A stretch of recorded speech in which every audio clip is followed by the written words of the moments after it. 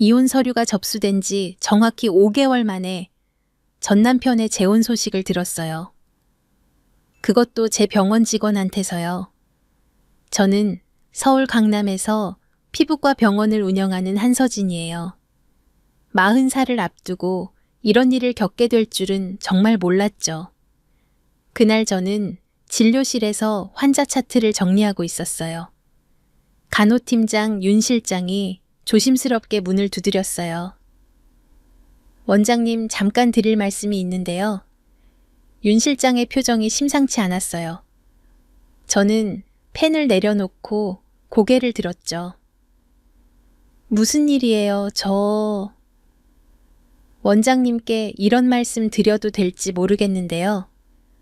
박미영 실장이 오늘 아침에 직원들한테 자기 오빠 결혼한다고 했어요. 다음 달에 신혼여행 간다면서 휴가 쓰겠다고요. 저는 순간 귀를 의심했어요. 박미영은 전 남편의 여동생이에요. 이혼 후에도 저희 병원 마케팅팀에서 일하고 있었죠. 능력이 있었고 저도 굳이 내보낼 이유가 없다고 생각했어요. 개인적인 감정으로 직원을 해고하는 건 옳지 않다고 여겼으니까요. 아, 그래요. 알겠어요. 저는 최대한 담담하게 대답했어요. 하지만 마음 한구석이 덜컥 내려앉는 느낌이었죠. 전 남편 박준호와 저는 결혼 12년 차에 이혼했어요. 이유는 외도였어요. 3년이나 만나온 여자가 있었더라고요. 그날 밤 저는 집에 돌아와서 와인 한 잔을 따랐어요. 창밖으로 서울의 야경이 보였지만 아무것도 눈에 들어오지 않았어요. 이혼할 때 저는 위자료도 재산 분할도 크게 다투지 않았어요. 빨리 끝내고 싶었거든요. 어차피 병원은 제 것이었고 준호는 가져갈 게 별로 없었으니까요. 그런데 5개월 만에 재혼이라니 저는 쓴웃음을 지었어요. 그 여자겠죠. 3년을 만났다던 그 여자. 이수아라고 했나. 저보다 10살이나 어린. 며칠 후 병원에서 이상한 일이 생기기 시작했어요. 원장님, 청담동 김사모님이 다른 병원으로 옮기신대요. 원장님, 삼성동 VIP 고객 3분이 예약 취소하셨어요. 무슨 일이지? 저는 고개를 갸웃거렸어요. 저희 병원은 강남에서도 꽤 유명한 피부과였어요. 특히 VIP 고객 관리로 입소문이 나 있었죠.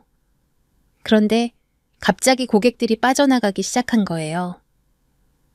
혹시 다른 병원에서 스카우트 연락이라도 온 건가요? 그게 모르겠어요. 근데 이상한 게 떠나시는 분들이 다 미영 실장이 관리하던 고객이에요. 저는 그제야 뭔가 이상하다는 걸 느꼈어요. 미영 실장이 지금 어디 있어요? 오늘 외근 나갔는데요. 거래처 미팅 있다고요. 저는 컴퓨터를 켜서 마케팅팀 업무 보고서를 확인했어요. 미영의 외근 기록이 최근 한 달 사이에 부쩍 늘어 있었어요. 거래처 미팅 광고 협의 고객 관리. 하지만 구체적인 내용은 없었죠. 저는 전화기를 들고 미영이 미팅했다는 거래처에 직접 연락해 봤어요. 안녕하세요. 서진 피부과 한서진 원장입니다. 저희 직원이 오늘 미팅 갔다고 하던데 잘 마무리됐나요? 네, 오늘 미팅은 없었는데요. 저희랑 마지막으로 미팅한 게 2달 전이에요. 심장이 덜컥 내려앉았어요. 저는 다른 거래처에도 연락해 봤어요. 결과는 같았어요. 미영이 보고한 미팅의 절반 이상이 거짓이었어요. 대체 그 시간에 뭘 한 거지? 저는 관리팀에 요청해서 미영의 업무용 이메일과 카카오톡 기록을 확인했어요. 원래 직원사 생활은 존중하는 편이지만 이건 업무 관련 조사였으니까요. 그리고 저는 충격적인 내용을 발견했어요. 미영이 저희 병원 고객 리스트를 통째로 빼돌리고 있었어요. 그것도 새로 오픈하는 피부과예요. 더 충격적인 건 그 피부과 대표가 이수아였어요. 전 남편의 새 아내, 그 상간녀가 피부과를 오픈한 거예요. 언니 고객 명단 정리했어. 이번 달 안에 다 옮길 수 있을 것 같아. 수아야 고마워. 진짜 내 덕분이야. 이번에 성공하면 너 연봉 2배로 올려줄게. 카카오톡 대화 내용이 눈앞에서 아른거렸어요. 미영은 제 병원에서 월급을 받으면서 상간녀의 병원에 고객을 빼돌리고 있었던 거예요. 저는 손이 떨렸지만 참았어요. 여기서 감정적으로 대응하면 안 된다는 걸 알았으니까요. 저는 차분하게 모든 증거를 수집하기 시작했어요. 며칠 후 미영이 제 사무실로 들어왔어요. 원장님, 다음 달에 휴가 좀 쓰고 싶은데요. 무슨 일 있어요? 오빠 결혼식이에요. 신혼여행 배웅도 해야 하고요. 미영은 아무렇지 않게 말했어요. 전 남편의 결혼식에 참석하기 위해 저한테 휴가를 달라고 하는 거예요. 이 상황이 얼마나 뻔뻔한지 느껴지지도 않는 걸까요? 아, 준호 씨 결혼하는구나. 축하한다고 전해줘요. 저는 미소를 지으며 대답했어요. 미영은 살짝 당황한 표정을 지었어요. 아마 제가 화를 내거나 불편해할 줄 알았나 봐요. 네. 고마워요, 원장님. 미영이 나간 후 저는 관리팀장을 불렀어요. 미영 실장 업무 인수인계 준비해 주세요. 다음 주까지요? 네. 미영 실장이 퇴사하나요? 아니요. 제가 내보낼 거예요. 관리팀장의 눈이 동그래졌어요. 저는 그동안 수집한 증거 자료를 건네줬어요. 이게 진짜예요, 네. 횡령의 영업 비밀 유출이에요. 법적으로 처리할 수도 있지만 일단 해고부터 하려고요. 저는 일주일 동안 조용히 준비했어요. 미영이 빼돌린 고객들에게 일일이 연락해서 상황을 설명했어요. 대부분의 고객들은 황당해했어요. 원장님, 미영 실장이 원장님이 병원 접으신다고 했어요. 그래서 새 병원 소개해준다길래. 원장님, 병원에 문제가 생겼다고 하던데 아니었어요. 미영은 온갖 거짓말을 퍼뜨리고 다녔더라고요. 저는 이를 악물었지만 끝까지 침착함을 유지했어요. 그리고 드디어 그날이 왔어요. 저는 아침 회의 시간에 전 직원을 회의실에 모았어요. 미영도 평소처럼 자리에 앉아 있었죠. 오늘 중요한 발표가 있어서 모두 모시게 됐어요. 저는 스크린에 자료를 띄웠어요. 미영의 카카오톡 대화 이메일, 외근 기록, 그리고 자금 흐름까지. 지난 4개월간 저희 병원의 마케팅 예산 중 3천만 원이 개인 계좌로 빠져나갔어요. 또한 저희 VIP 고객 정보가 경쟁 병원에 유출되었고요. 회의실이 조용해졌어요. 미영의 얼굴이 새하얗게 질렸어요. 원장님, 이게 무슨... 박미영 실장, 이 자료에 대해 해명할 거 있어요. 저는 차분하게 물었어요. 미영은 입술을 떨었어요. 그건 오해예요. 제가 그런 거 아니에요. 여기 은행 거래 내역이 있어요.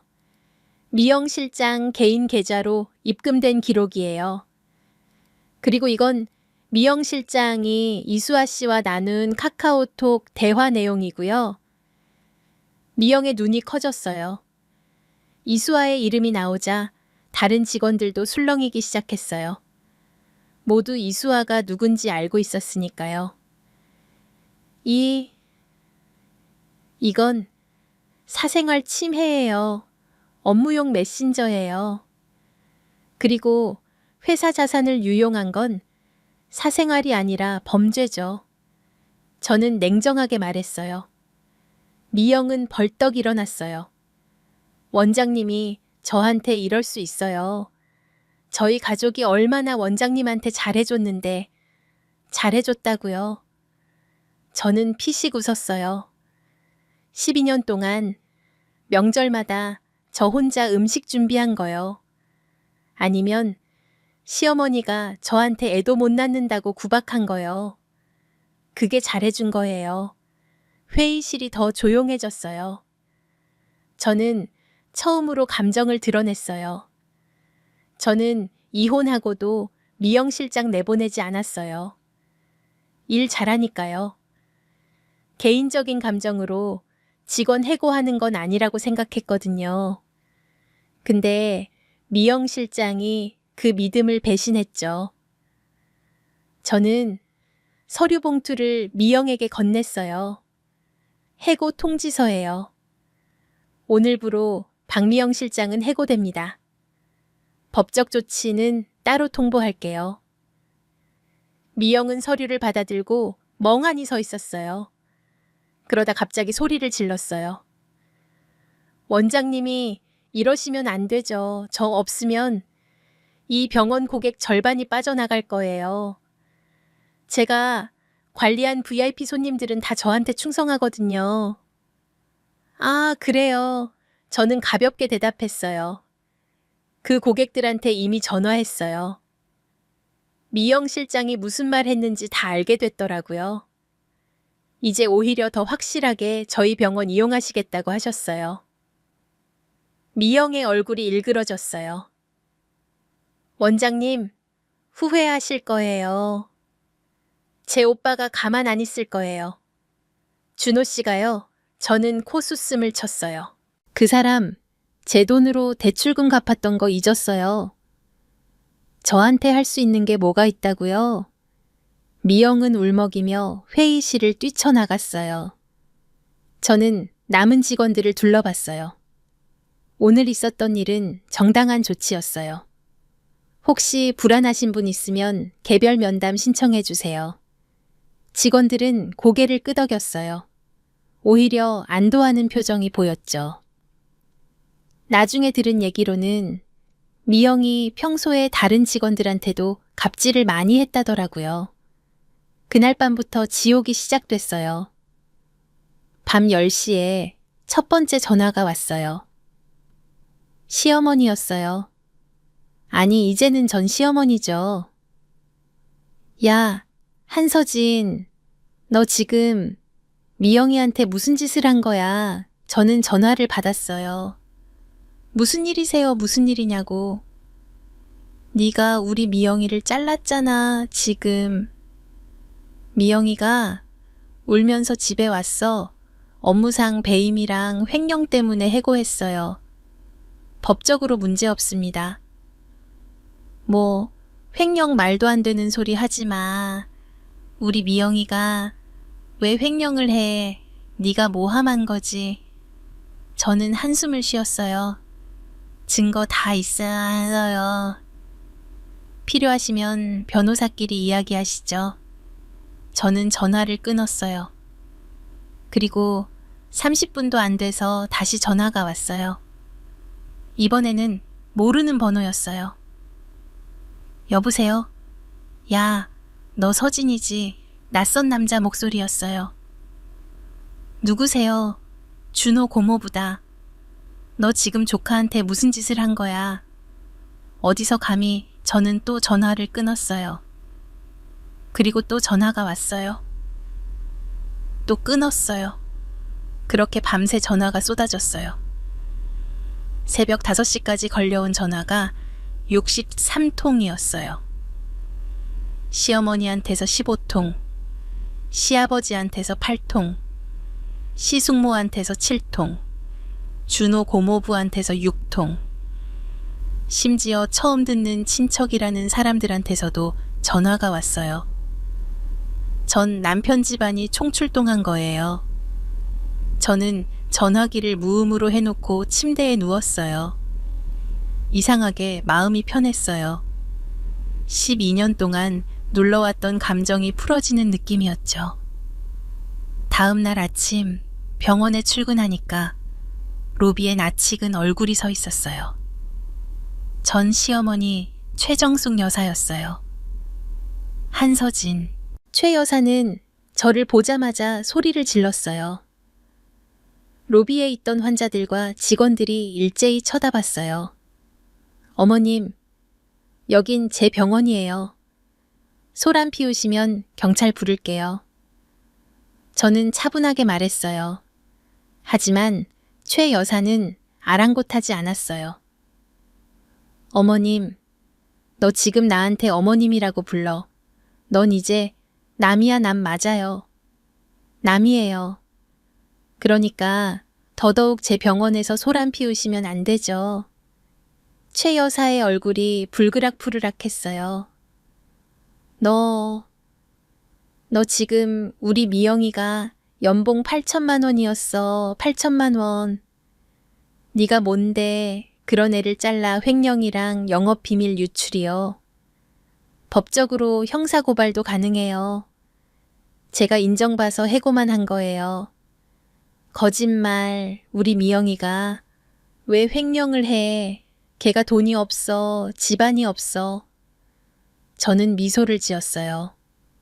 돈이 없으니까 횡령을 하죠. 어머님, 미영 실장 대출금 얼마인지 아세요? 그리고 그 돈 어디에 쓴 건지 아세요? 최 여사가 움찔했어요. 미영 실장이 이수아 씨 병원 투자금으로 쓴 거예요. 자기 오빠 새 마누라 사업에 투자한다고 제 병원 돈을 빼돌린 거죠. 최 여사의 얼굴이 굳어졌어요. 이수아 병원이요. 청담동에 새로 열린 피부과. 아시죠? 미영 실장이 지분 30% 갖고 있어요. 제 병원 고객 빼돌려서 거기로 보내고요. 그건 최 여사가 말을 더듬었어요. 저는 계속했어요. 어머님, 저는 12년 동안 참았어요. 결혼하고 3개월 만에 애 언제 낳냐고 재촉하셨죠. 1년 지나니까 불임검사 받아보라고 하셨고요. 난임 치료받으면서 얼마나 힘들었는지 아세요? 저는 목소리가 떨렸지만 참았어요. 그러면서 아들은 바람을 피웠어요. 3년이나요. 저는 병원 키우느라 정신없을 때 남편은 다른 여자 만나고 있었어요. 그리고 이혼하자마자 그 여자랑 재혼했죠. 5개월 만에요. 최 여사가 입술을 달싹였지만 아무 말도 못했어요. 그런데 미영 실장은 제 밑에서 월급 받으면서 새언니 사업 도와줬어요. 제 고객을 빼돌리고 제 돈을 횡령하면서요. 이게 정상이에요. 저는 숨을 고르고 말을 이었어요. 저는 해고만 했어요. 법적으로 처리하면 미영 실장 전과자 돼요. 그것까지는 안 한 거예요. 이제 제발 그만 연락하세요. 더 이상 남의 일에 간섭하지 마시고요. 최 여사는 한참을 서 있다가 돌아섰어요. 아무 말 없이요. 어쩌면 그제야 상황을 이해한 건지도 몰라요. 최 여사가 떠난 후 오후에 전 남편 박준호한테서 전화가 왔어요. 서진아. 12년 만에 듣는 그 목소리가 낯설었어요. 왜요? 미영이 일은... 미안해. 내가 몰랐어. 몰랐다고요. 저는 코수음을 쳤어요. 미영 실장이 이수아 씨 병원에 투자한 거 몰랐어요. 고객 빼돌린 것도 몰랐고요. 진짜 몰랐어. 수아가 그냥 지인한테 투자받았다고만 했어. 그게 미영인 줄은... 준호의 목소리가 떨렸어요. 저는 한숨을 쉬었어요. 그건 당신 가족 일이니까 알아서 해요. 저랑은 상관없는 일이에요. 서진아, 잠깐만. 준호가 급하게 말했어요. 미영이 진짜 고발 안 할 거지. 걔가 전과자 되면 인생 끝나는데. 저는 잠시 침묵했어요. 그리고 대답했죠. 미영 실장이 빼돌린 금액이 3천만 원이에요. 그리고 저희 병원이 잃어버린 고객 매출은 그보다 훨씬 많고요. 근데 저는 그냥 해고만 했어요. 여기서 더 이상 무슨 인정을 바라는 거예요. 준호는 아무 말도 못했어요. 당신 새 아내한테 잘해요. 저는 이제 제 인생 살 거니까요. 저는 전화를 끊었어요. 그 후로 며칠간 시끄러웠어요. 전 시댁 친척들이 돌아가면서 전화를 했고 카카오톡 메시지도 쏟아졌어요. 하지만 저는 전부 무시했어요. 일주일 후 뜻밖의 연락을 받았어요. 원장님, 이수아라는 분이 찾아오셨는데요. 저는 잠시 생각하다가 고개를 끄덕였어요. 보내세요. 이수아는 생각보다 어려 보였어요. 29이라고 들었는데 대학생 같았어요. 그녀는 조심스럽게 사무실에 들어왔어요. 저 한서진 원장님 맞으시죠? 네. 무슨 일이세요? 이수아는 고개를 숙였어요. 죄송합니다. 저는 놀랐어요. 예상 못한 행동이었거든요. 미영 언니가 한 일, 저도 몰랐어요. 진짜예요. 언니가 그냥 고객 소개해준다고만 했지 이렇게까지 하는 줄은. 이수아의 눈에 눈물이 맺혔어요. 저 진짜 열심히 하려고 했어요. 피부과 전공하고 경험도 쌓았어요. 근데 언니가 이런 방식으로 도와준 건 몰랐어요. 저는 한동안 그녀를 바라봤어요. 그리고 물었죠. 그럼 지금 어쩌려고 왔어요? 이수아는 고개를 들었어요. 언니가 빼돌린 고객들 돌려드릴게요. 연락처 지우고 더 이상 저희 병원으로 유인 안 할게요. 그리고 손해배상도 할게요. 언니 대신 제가요. 저는 잠시 침묵했어요. 이 여자가 전 남편의 새 아내라는 게 이상하게 느껴졌어요. 미워해야 할 것 같은데 미움이 안 생겼어요. 됐어요. 네 손해배상 필요 없어요. 고객들은 이미 다 돌아왔고요. 미영 실장 고발도 안 할 거예요. 정말요. 네.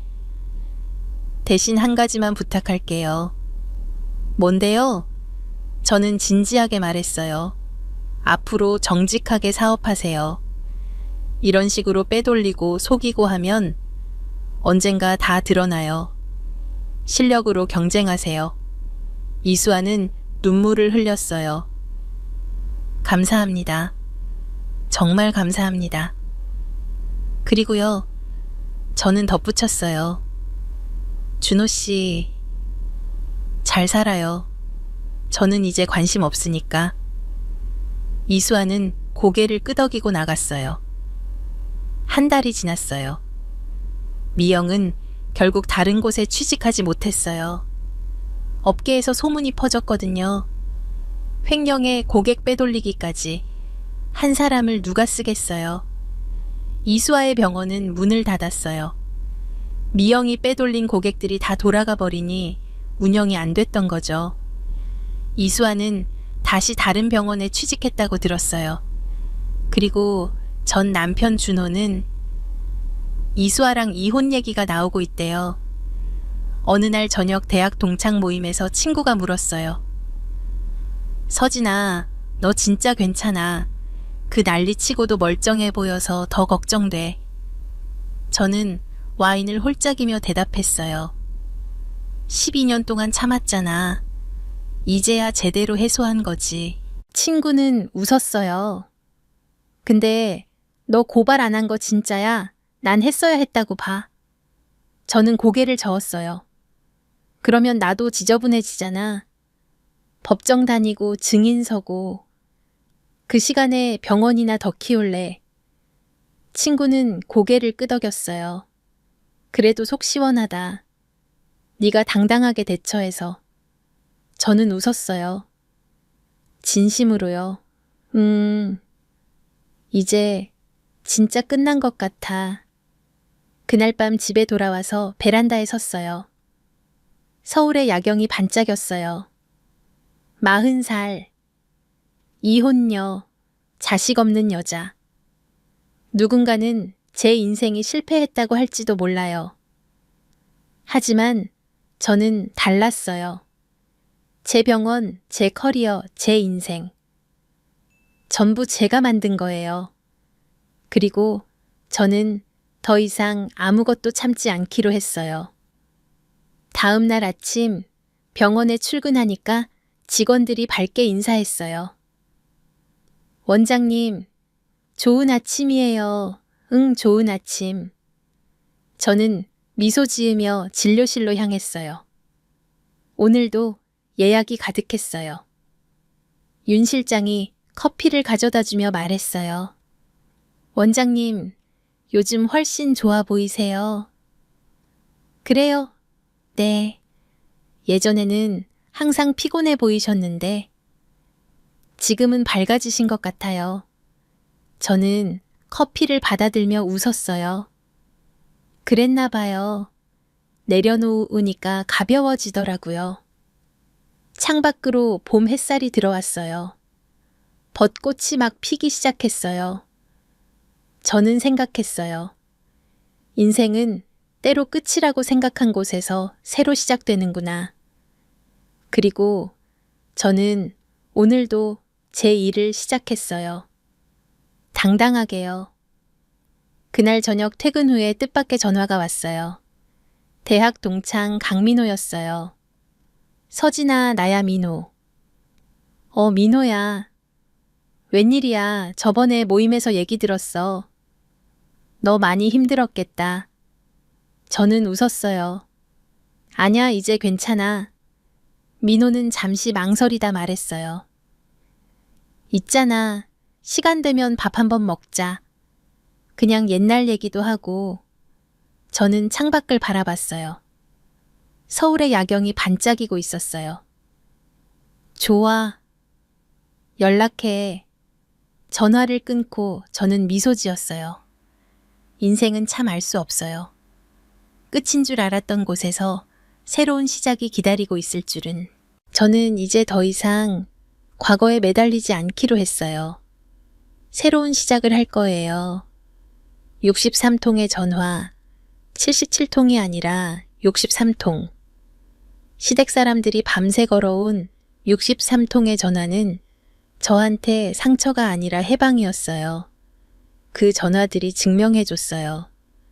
제가 드디어 그 굴레에서 벗어났다는 걸요. 저는 와인잔을 들었어요. 나를 위해 건배했어요. 한서진 수고했어. 이제부터는 내 인생이야.